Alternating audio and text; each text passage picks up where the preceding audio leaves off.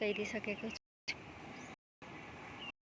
छु। यता फेरि मैले घरमै पोट्याटो चिप्स बनाइदिएको छु। नानुलाई एकदम मनपर्ने भएको भएर घरमा आलुलाई काटेर चिप्सको आकारमा अनि यसलाई हाफ बोइल गरेर अनि घाममा सुकाइदिएको छु। यसलाई पनि 4 दिनसम्म सुकाएर अनि तेलमा फ्राई गरेर खाने भने हामीले बजारमा किनेर खाने जस्तै चिप्स सेम टु सेम हुनेदो रहेछ। अनि हजुरहरूले पनि ट्राई गर्नु होला, यस्तै गरेर बनाएर खानु होला।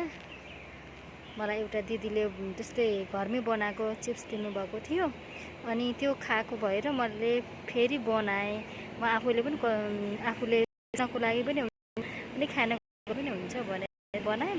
मान्छेले जन्मिँदा के सिकेर आएको हुँदैन, गर्दा गर्दै सिक्ने हो। पनि मैले पनि ट्राई गरेको छु कस्तो हुन्छ यो आलुको पनि।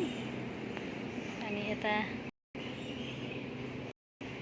पोट्याटो तितौरा भन्नु हुन्छ, यसलाई पनि 4 दिनसम्म सुकेपछि थाहा हुन्छ। बस त भन्दै